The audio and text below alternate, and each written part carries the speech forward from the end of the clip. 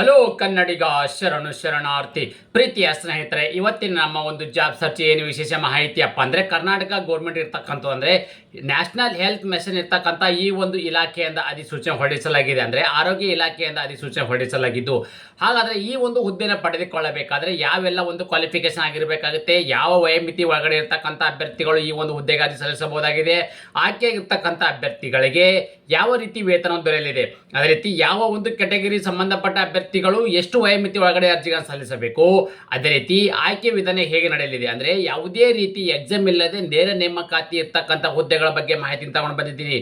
ನೀವು ನಮ್ಮ ಯೂಟ್ಯೂಬ್ ಚಾನಲ್ಗೆ ಮೊದಲ ಬಾರಿ ಭೇಟಿ ನೀಡಿದರೆ ಸಬ್ಸ್ಕ್ರೈಬ್ ಜೊತೆಗೆ ಬೆಲ್ ಐಕನ್ ಕ್ಲಿಕ್ ಮಾಡೋದನ್ನ ಮರಿಬೇಡಿ. ಯಾಕಪ್ಪ ಅಂದರೆ ಪ್ರತಿನಿತ್ಯ ನಾವು ಕೇಂದ್ರ ಸರ್ಕಾರ ಮತ್ತು ರಾಜ್ಯ ಸರ್ಕಾರದ ಹೊಸ ಹೊಸ ಉದ್ಯೋಗ ಮಾಹಿತಿ ಕೊಡಲಿಂದ ತಪ್ಪದೆ ನೋಟಿಫಿಕೇಶನ್ ಬರಲಿದೆ ನಿಮಗೆ.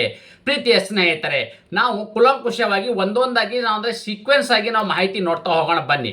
ಮೊದಲೇದಾಗಿ ಏನಪ್ಪಾ ಅಂತಂದರೆ ಇಲ್ಲಿ ತಾವು ಗಮನಿಸಬಹುದಾಗಿದೆ, ಏನು ಗೌರ್ಮೆಂಟ್ ಆಫ್ ಕರ್ನಾಟಕ ಇರ್ತಕ್ಕಂಥ ಹುದ್ದೆಗಳು ಅಂದರೆ ನ್ಯಾಷನಲ್ ಹೆಲ್ತ್ ಇರ್ತಕ್ಕಂಥ ಮಿಷನಿಂದ ಒಂದು ಇಲಾಖೆಯಿಂದ ಅಧಿಸೂಚನೆ ಹೊರಡಿಸಲಾಗಿದೆ. ಎಲ್ಲಿರ್ದಿರ್ತಕ್ಕಂಥದ್ದು ಬೆಂಗಳೂರಲ್ಲಿ ಇರ್ತಕ್ಕಂಥದ್ದು. ಓಕೆ, ಸೊ ಹಾಗಾದರೆ ಈ ಒಂದು ಅರ್ಜಿಗಳನ್ನು ಸಲ್ಲಿಸಬೇಕಾದ್ರೆ ಫಸ್ಟ್ನೇದಾಗಿ ಏನಪ್ಪ ಅಂದರೆ ಯಾವ ರೀತಿ ಒಂದು ಅರ್ಜಿಗಳನ್ನು ಸಲ್ಲಿಸಬೇಕು ಹೇಗೆ ಎಂಬುದನ್ನು ಕುಲಂಕುಷವಾಗಿ ಮಾಹಿತಿ ಹೇಳ್ತೀನಿ, ಗಮನಿಸಿ. ಇಲ್ಲಿ ನೋಡಿ ಮುಖ್ಯವಾಗಿರ್ತಕ್ಕಂಥದ್ದು ಯಾವೆಲ್ಲ ಒಂದು ಹುದ್ದೆಗೆ ಕರೆದಿದ್ದಾರೆ, ನಂಬರ್ ಆಫ್ ವೇಕೆನ್ಸಿ ಇರ್ತಕ್ಕಂಥದ್ದು. ಓಕೆ, ಅದೇ ರೀತಿ ಇರ್ತಕ್ಕಂಥದ್ದು ಯಾವ ಒಂದು ಕ್ವಾಲಿಫಿಕೇಶನ್ ಆಗಿರಬೇಕಾಗುತ್ತೆ ಮತ್ತು ವರ್ಕ್ ಎಕ್ಸ್ಪೀರಿಯನ್ಸ್ ಏನಾಗಿರ್ಬೇಕಾಗುತ್ತೆ, ಅವ್ರಿಗೆ ಇರ್ತಕ್ಕಂಥ ವಯೋಮಿತಿ ಆಗಿರ್ಬೋದು, ಇಲ್ಲಿ ಏಜ್ ಲಿಮಿಟ್ ಇರ್ತಕ್ಕಂಥದ್ದು ಮತ್ತು ಕೆಟಗರಿ ವೈಸ್ ಇರ್ತಕ್ಕಂಥದ್ದು. ಓಕೆ, ಸೊ ನಾವು ಮೊದಲೇದಾಗಿ ಏನಪ್ಪ ಅಂದರೆ ಸೀನಿಯರ್ ಪಬ್ಲಿಕ್ ಹೆಲ್ತ್ ಇರ್ತಕ್ಕಂಥದ್ದು ಏನು ಕನ್ಸಲ್ಟೆಂಟ್ ಇರ್ತಕ್ಕಂಥ ಈ ಒಂದು ಪೋಸ್ಟ್ಗೆ ಸಂಬಂಧಪಟ್ಟ ಅಭ್ಯರ್ಥಿಗಳಿಗೆ ಒಟ್ಟು ಒಂದು ಹುದ್ದೆಗೆ ಅರ್ಜಿಗಳನ್ನು ಆಹ್ವಾನಿಸಲಾಗಿದೆ. ಇದು ಏನೇನಾಗಿರ್ಬೇಕಪ್ಪ ಅಂದರೆ MBBS ವಿತ್ MD ಏನಾಗಿರ್ಬೇಕಾಗತ್ತೆ, ಇಲ್ಲಪ್ಪ ಅಂತಂದರೆ ಇವರು MBBS with master public health ಈ ಒಂದು ಕ್ವಾಲಿಫಿಕೇಶನ್ ಆದರೂ ಸಾಕಾಗುತ್ತೆ. ಇಲ್ಲಾಂದರೆ MBBS ಮತ್ತು MBN ಆಗಿರ್ತಕ್ಕಂಥ ಅಭ್ಯರ್ಥಿಗಳು ಅರ್ಜಿಗಳು ಸಲ್ಲಿಸಬಹುದು. ಇಲ್ಲಪ್ಪ ಅಂತಂದರೆ MBBS ಮತ್ತು PG diploma in district management ಇಂದ ಮೆಡಿಸಿನ್ ಇದ್ದರೂ ಕೂಡ ಈ ಒಂದು ಅಂದರೆ ಈ ಥರದಲ್ಲಿ ಯಾವುದಾದ್ರೂ ಒಂದು ಕ್ವಾಲಿಫಿಕೇಶನಲ್ಲಿ ಪಾಸ್ ಆಗಿರ್ತಕ್ಕಂಥ ಅಭ್ಯರ್ಥಿಗಳು ಸೀನಿಯರ್ ಪಬ್ಲಿಕ್ ಹೆಲ್ತ್ ಇರ್ತಕ್ಕಂಥ ಕನ್ಸಲ್ಟೆಂಟ್ಗೆ ನೀವು ಅರ್ಜಿಗಳನ್ನು ಸಲ್ಲಿಸಬಹುದಾಗಿದೆ. ಅವರಿಗಿರ್ತಕ್ಕಂಥ ಒಂದು ವರ್ಕ್ ಎಕ್ಸ್ಪೀರಿಯನ್ಸ್ ಎಷ್ಟು ಇರಬೇಕಾಗುತ್ತೆ, 10 ವರ್ಷಗಳ ಕಾಲ ವರ್ಕ್ ಎಕ್ಸ್ಪೀರಿಯನ್ಸ್ ಹೊಂದಿರತಕ್ಕಂಥ ಅಭ್ಯರ್ಥಿಗಳು. ಅವರಿಗಿರ್ತಕ್ಕಂಥ ವಯೋಮಿತಿ ಎಷ್ಟು, 45 ವರ್ಷ ಒಳಗಡೆ ಇರ್ತಕ್ಕಂಥ ಅಭ್ಯರ್ಥಿಗಳು ಹುದ್ದೆಗೆ ಅರ್ಜಿ ಸಲ್ಲಿಸಬಹುದಾಗಿದೆ. ವೇತನ ಎಷ್ಟಪ್ಪ ಅಂದರೆ ಪ್ರತಿ ತಿಂಗಳು ಸಿಗ್ತಕ್ಕಂಥದ್ದು 80,000 ರೂಪಾಯಿ ಅವರಿಗೆ ವೇತನ ಸಿಗಲಾಗಿದೆ. ಎಷ್ಟಿರ್ತಕ್ಕಂಥದ್ದು 80,000. ಯಾವ ಕೆಟಗರಿ ಹುದ್ದೆ ಇರ್ತಕ್ಕಂಥದ್ದು, ಯುವರಿಗೆ ಇರ್ತಕ್ಕಂಥ ಹುದ್ದೆಗಳು. ಅದೇ ರೀತಿ ಇಲ್ಲಿ ಪಬ್ಲಿಕ್ ಹೆಲ್ತ್ ಕನ್ಸಲ್ಟೆಂಟ್ ಇರ್ತಕ್ಕಂಥ ಈ ಒಂದು ಹುದ್ದೆಗೆ ಸಂಬಂಧಪಟ್ಟ ಅಭ್ಯರ್ಥಿಗಳು ಕೂಡ ಕರೆದಿರ್ತಕ್ಕಂಥ ಒಂದು ಹುದ್ದೆಗಳು. ಇವರಲ್ಲಿ MBBS ಆಗಿರ್ತಕ್ಕಂಥವ್ರು ಹಾಕಬೇಕಾಗುತ್ತೆ. MBBS ಅಲ್ಲಿ ಇರ್ತಕ್ಕಂಥದ್ದು NMC ಮತ್ತು DCI ಇರ್ತಕ್ಕಂಥವ್ರು, ಅದೇ ರೀತಿ DBS ಇರ್ತಕ್ಕಂಥ ಅಂದರೆ ಈ ಥರದ ಒಂದು ಕ್ವಾಲಿಫಿಕೇಶನ್ ಆಗಿರ್ತಕ್ಕಂಥ ಅಭ್ಯರ್ಥಿಗಳು ಪಬ್ಲಿಕ್ ಹೆಲ್ತ್ ಕನ್ಸಲ್ಟೆಂಟ್ಗೆ ಹುದ್ದೆಗೆ ಅರ್ಜಿಗಳನ್ನು ಸಲ್ಲಿಸಬಹುದು. ಇವರಿಗಿರ್ತಕ್ಕಂಥ ವರ್ಕ್ ಎಕ್ಸ್ಪೀರಿಯನ್ಸ್ ಎಷ್ಟು, ಮಿನಿಮಮ್ 5 ವರ್ಷಗಳ ಕಾಲ ವರ್ಕ್ ಎಕ್ಸ್ಪೀರಿಯನ್ಸ್ ಅನ್ನು ಹೊಂದಿರತಕ್ಕಂಥ ಅಂದರೆ ಪಬ್ಲಿಕ್ ಹೆಲ್ತ್ ಪ್ರೋಗ್ರಾಮ್ಸ್ ಇರ್ತಕ್ಕಂಥ ಇದರಲ್ಲಿ ನೀವು 5 ವರ್ಷಗಳ ಕಾಲ ವರ್ಕ್ ಎಕ್ಸ್ಪೀರಿಯನ್ಸ್ ಹೊಂದಿರತಕ್ಕಂಥ ಅಭ್ಯರ್ಥಿಗಳು ಈ ಒಂದು ಹುದ್ದೆಗೆ ಅರ್ಜಿ ಸಲ್ಲಿಸಬಹುದು. ಎಷ್ಟಿರ್ತಕ್ಕಂಥ ವಯೋಮಿತಿ ಇರು ಅರ್ಜಿ ಸಲ್ಲಿಸಕ್ಕೆ 45 ವರ್ಷ ಒಳಗಡೆ ಇರ್ತಕ್ಕಂಥವ್ರು. ಆಯ್ಕೆಗಿರ್ತಕ್ಕಂಥ ಅಭ್ಯರ್ಥಿಗಳಿಗೆ ಇರ್ತಕ್ಕಂಥ ವೇತನ ಎಷ್ಟು, 60,000 ರೂಪಾಯಿ ಇವರಿಗೆ ವೇತನವಿದ್ದು, ಇವರಿಗಿರ್ತಕ್ಕಂಥ ಒಂದು ಯಾವ ಕೆಟಗಿರಿ, ಇದು ಕೂಡ ಯುವರಿಗೆ ಸಂಬಂಧಪಟ್ಟ ಅಂದರೆ ಯುವರ್ ಕೆಟಗಿರಿ ಅಭ್ಯರ್ಥಿಗಳು ಈ ಒಂದು ಹುದ್ದೆಗೆ ಅರ್ಜಿ ಸಲ್ಲಿಸಬಹುದಾಗಿದೆ. ಅದೇ ರೀತಿ ಡಾಟಾ ಅನಲಿಸ್ಟ್ ಇರ್ತಕ್ಕಂಥ ಹುದ್ದೆಗೆ ಸಂಬಂಧಪಟ್ಟ ಅಭ್ಯರ್ಥಿಗಳು ಕರೆದಿರ್ತಕ್ಕಂಥ ಹುದ್ದೆಗಳೆಷ್ಟು, ಒಂದು ಹುದ್ದೆಗೆ ಇರ್ತಕ್ಕಂಥದ್ದು. ಇವರಲ್ಲಿ ಗ್ರಾಜ್ಯುಯೇಟ್ ಡಿಗ್ರಿನ ಆಗಿರಬೇಕಾಗತ್ತೆ. ಅದೇ ರೀತಿ ಕಂಪ್ಯೂಟರ್ ಅಪ್ಲಿಕೇಶನ್ ಅನ್ನು ಅವರು ಹೊಂದಿರಬೇಕಾಗತ್ತೆ. ಇದೇ ರೀತಿ ಇಕ್ವಿಲೆಂಟ್ ಕ್ವಾಲಿಫಿಕೇಶನ್ ಇರ್ತಕ್ಕಂಥದ್ದು ಡಾಟಾ ಅನಲಿಸ್ಟ್ ಇರ್ತಕ್ಕಂಥದ್ದು ಅಂದರೆ ನೀವು ಇಕ್ವಿಲೆಂಟ್ ಕ್ವಾಲಿಫಿಕೇಶನ್ ಆಗಿದ್ದು ಡಾಟಾ ಅನಲಿಸ್ಟ್ ಇರ್ತಕ್ಕಂಥ ಅಭ್ಯರ್ಥಿಗಳು ಕೂಡ ಅರ್ಜಿಗಳನ್ನು ಸಲ್ಲಿಸಬಹುದಾಗಿದೆ. ಅದೇ ರೀತಿ ಇವರಿಗಿರ್ತಕ್ಕಂಥ ಮಿನಿಮಮ್ ವರ್ಕ್ ಎಕ್ಸ್ಪೀರಿಯನ್ಸ್ ಎಷ್ಟಪ್ಪ ಅಂದರೆ 2 ವರ್ಷಗಳ ಕಾಲ ವರ್ಕ್ ಎಕ್ಸ್ಪೀರಿಯನ್ಸ್ ಹೊಂದಿರತಕ್ಕಂಥ ಅಭ್ಯರ್ಥಿಗಳು ಈ ಒಂದು ಹುದ್ದೆಗೆ ಅರ್ಜಿಗಳನ್ನು ಸಲ್ಲಿಸಬಹುದಾಗಿದೆ. ಇರ್ತಕ್ಕಂಥ ವಯೋಮಿತಿ ಎಷ್ಟು, 45 ವರ್ಷ ಒಳಗಡೆ ಇರ್ತಕ್ಕಂಥವ್ರು. ಆಯ್ಕೆಯಾದ ಅಭ್ಯರ್ಥಿಗಳಿಗೆ ಪ್ರತಿ ತಿಂಗಳು ಸಿಗ್ತಕ್ಕಂಥ ವೇತನ 30,000 ರೂಪಾಯಿವರೆಗೆ ವೇತನವಿದ್ದು, ಇವರಿರ್ತಕ್ಕಂಥ ಯುವರಿಗಿರ್ತಕ್ಕಂಥ ಹುದ್ದೆಗಳು. ಅದೇ ರೀತಿ ಇನ್ನೊಂದೇನಪ್ಪ ಅಂದರೆ ಹಬ್ ಇಂಜಿನಿಯರ್ ಇರ್ತಕ್ಕಂಥ ಹುದ್ದೆಗೆ ಸಂಬಂಧಪಟ್ಟವರು. ಇವ್ರಿಗೆ ಕರೆದಿರ್ತಕ್ಕಂಥ ಹುದ್ದೆಗಳೆಷ್ಟು, ಒಂದು ಹುದ್ದೆಗಿರಲಿದೆ. ಇವರು ಏನೆಲ್ಲ ಕ್ವಾಲಿಫಿಕೇಶನ್ ಆಗಬೇಕು, ಗ್ರ್ಯಾಜುಯೇಟ್ IT ಮತ್ತು CS BE BTech ಮತ್ತು BCA ಮತ್ತು BSc ಆಗಿರ್ತಕ್ಕಂಥ ಅಭ್ಯರ್ಥಿಗಳು ಅಂದರೆ ಈ ಒಂದು ಕ್ವಾಲಿಫಿಕೇಶನ್ ಆಗಿರ್ತಕ್ಕಂಥ ಅಭ್ಯರ್ಥಿಗಳು ಈ ಒಂದು ಹುದ್ದೆಗೆ ಅರ್ಜಿ ಸಲ್ಲಿಸಬಹುದು. ಯಾವ ಹುದ್ದೆಗೆ, ಹಬ್ ಇಂಜಿನಿಯರ್ ಹುದ್ದೆಗೆ. ಹಾಗಾದರೆ ಇವರಿಗಿರ್ತಕ್ಕಂಥ ಒಂದು ವರ್ಕ್ ಎಕ್ಸ್ಪೀರಿಯನ್ಸ್ ಎಷ್ಟು ಇರಬೇಕಪ್ಪ ಅಂದರೆ ಮಿನಿಮಮ್ 2 ವರ್ಷಗಳ ಕಾಲ ವರ್ಕ್ ಎಕ್ಸ್ಪೀರಿಯನ್ಸ್ ಅನ್ನು ಹೊಂದಿರತಕ್ಕಂಥ ಅಭ್ಯರ್ಥಿಗಳು ಈ ಒಂದು ಹುದ್ದೆಗೆ ಅರ್ಜಿಯನ್ನು ಸಲ್ಲಿಸಬಹುದಾಗಿದೆ.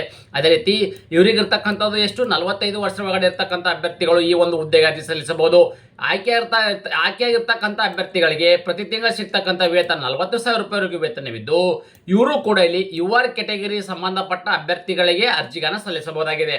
ಹಾಗಾದರೆ ಈ ಸೆಲೆಕ್ಷನ್ ಪ್ರೊಸೆಸ್ ಅನ್ನು ಹೇಗೆ ಮಾಡ್ತಾರೆ, ಆಯ್ಕೆ ವಿಧಾನ ಎಲ್ಲ ಹೇಗೆ ನಡೆಯಲಿದೆ ಎಂಬುದನ್ನು ಕೂಲಂಕುಷವಾಗಿ ನಾವು ಮಾಹಿತಿ ನೋಡೋದಾದರೆ ಇನ್ನೊಂದೇನಪ್ಪ ಅಂದರೆ ಇಲ್ಲಿ ಓದಕ್ಕೆ ಬರೆಯಕ್ಕೆ ಮತ್ತು ಮಾತನಾಡೋಕ್ಕೆ ಕನ್ನಡ ಲ್ಯಾಂಗ್ವೇಜ್ ಬಗ್ಗೆ ಹಿಡಿತಾ ಇರಬೇಕಾಗತ್ತೆ. ಓಕೆ, ಮಸ್ಟ್ ಇರಬೇಕಾಗತ್ತೆ, ಅದು ಕಂಪಲ್ಸರಿ. ಅದೇ ರೀತಿ ಇನ್ನೊಂದೇನಪ್ಪ ಅಂದರೆ ಯಾವುದೇ ರೀತಿ TA ನಿಮಗೆ ಯಾವುದೇ ರೀತಿಯಲ್ಲಿ ನಿಮಗೆ ಸಿಗೋದಿಲ್ಲ. ಓಕೆ, ಇನ್ನೊಂದೇನು ಮಾಹಿತಿ ಏನಪ್ಪ ಅಂದರೆ ಈ ಸೆಲೆಕ್ಷನ್ ಪ್ರೊಸೆಸನ್ನು ಹೇಗೆ ನಡೀತಾರಪ್ಪ ಅಂದರೆ ಮೆರಿಟ್ ಲಿಸ್ಟು ಮತ್ತು ರೋಸ್ಟರ್ ಆಧಾರದ ಮೇಲೆ ನೀವು ಗಳಿಸಿರ್ತಕ್ಕಂಥ ಕ್ವಾಲಿಫಿಕೇಶನ್ ಅನುಗುಣವಾಗಿ ಗಳಿಸಿರ್ತಕ್ಕಂಥ ಮೆರಿಟ್ ಇದೆ ಅಂದರೆ ಪರ್ಸೆಂಟೇಜ್ ಏನಿದೆ ಆ ಪರ್ಸೆಂಟೇಜ್ ಆಧಾರದ ಮೇಲೆ ಅಭ್ಯರ್ಥಿಗಳನ್ನ ಇಲ್ಲಿ ಆಯ್ಕೆಯನ್ನು ಮಾಡಲಾಗುವುದು. ಅದೇ ರೀತಿ ಇನ್ನೊಂದು ಬಹು ಮುಖ್ಯವಾಗಿರ್ತಕ್ಕಂಥದ್ದು ಇಲ್ಲಿ ಕಾಂಟ್ಯಾಕ್ಟ್ ನಂಬರ್ ಕೂಡ ನೀಡಲಾಗಿದೆ. ಅಂದರೆ ಇದರಲ್ಲಿ ಏನಾದರೂ ನಿಮಗೆ ಈ ಒಂದು ಅರ್ಜಿಗಳಲ್ಲಿ ನಾನು ಆಲ್ರೆಡಿ ಫುಲ್ ನೋಟಿಫಿಕೇಶನ್ ಬಗ್ಗೆ ಮಾಹಿತಿ ಕೊಟ್ಟಿದ್ದೇನೆ. ಹೆಚ್ಚಿನ ಒಂದು ಮಾಹಿತಿಗಾಗಿ ನೀವು ಈ ಒಂದು ನಂಬರ್ಗೆ ಸಂಪರ್ಕಿಸಬೇಕು. ಈ ಒಂದು ನಂಬರು ನನ್ನ ಯೂಟ್ಯೂಬ್ ಡಿಸ್ಕ್ರಿಪ್ಷನ್ ಬಾಕ್ಸಲ್ಲಿ ನಿಮಗೆ ನೀಡಿರುತ್ತೇನೆ. ಅಲ್ಲಿಂದ ನಂಬರ್ ತಗೊಂಡು ನೀವು ನೇರವಾಗಿ ಕಾಂಟ್ಯಾಕ್ಟ್ ಮಾಡಬಹುದಾಗಿದೆ. ಅದೇ ರೀತಿ ಇನ್ನೊಂದೇನು ಬಹು ಮುಖ್ಯವಾಗಿರ್ತಕ್ಕಂಥದ್ದು ಏನಪ್ಪ ಅಂತಂದರೆ ಏನೆಲ್ಲ ಅಭ್ಯರ್ಥಿಗಳಾಗಿದ್ರಿ ಇವ್ರಿಗೆ ಬೇಕಾಗಿರ್ತಕ್ಕಂಥದ್ದು ಒರಿಜಿನಲ್ ಡಾಕ್ಯುಮೆಂಟ್ ಬೇಕಾಗುತ್ತೆ. ಆ ಒರಿಜಿನಲ್ ಮತ್ತು ಸೆಲ್ಫ್ ಅಟೆಸ್ಟೆಡ್ ಮಾಡ್ತಕ್ಕಂಥ 2 ಸೆಟ್ ಕಾಪಿ ಜೆರಾಕ್ಸ್ ಬೇಕಾಗುತ್ತೆ. ಇದ್ರ ಜೊತೆಗೆ CV ಕೂಡ ಬೇಕಾಗುತ್ತೆ, ಅಂದರೆ ನಿಮ್ಮದು ಬಯೋಡೇಟಾ ಬೇಕಾಗುತ್ತೆ, ಪಾಸ್ಪೋರ್ಟ್ ಸೈಜ್ ಫೋಟೋ. ಓಕೆ, ಇಷ್ಟೆಲ್ಲವನ್ನು ತಗೊಂಡು ಹೋಗ್ಬಿಟ್ಟು ನೀವು ಇಂಟ್ರೋನ ಮಾಡಬೇಕಾಗತ್ತೆ. ಹಾಗಾದರೆ ಈ ಒಂದು ಅರ್ಜಿ ಸಲ್ಲಿಸಬೇಕು ಹೇಗಪ್ಪ ಅಂತಂದರೆ ನೀವು ನೇರ ನೇಮಕಾತಿ ಇರ್ತಕ್ಕಂಥ ಹುದ್ದೆಗಳಿಂದ ಯಾವಾಗ ಒಂದು ಅಡ್ರೆಸ್ಗೆ ಹೋಗಬೇಕು, ಎಲ್ಲಿ ಹೋಗ್ಬೇಕು ಎಂಬುದನ್ನು ನಿಮಗೆ ಇಲ್ಲಿ ಮಾಹಿತಿ ಹೇಳ್ತೀನಿ, ಗಮನಿಸಿ.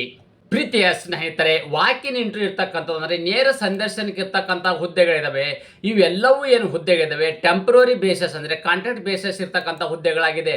ಅಂದರೆ ಈ ಒಂದು ಹುದ್ದೆಗಳಿದ್ದಾವೆ ನೇರ ನೇಮಕಾತಿ ಇರ್ತಕ್ಕಂಥ, ಅಂದರೆ ಯಾವುದೇ ರೀತಿ ಎಕ್ಸಾಮ್ ಇಲ್ಲದೆ ಇಲ್ಲಿ ನೇರ ನೇಮಕಾತಿ ಅಂದರೆ ಮೆರಿಟ್ ಆಧಾರದ ಮೇಲೆ ಅಭ್ಯರ್ಥಿಗಳ ನೇಮಕಾತಿ ಮಾಡಲಾಗುವುದು.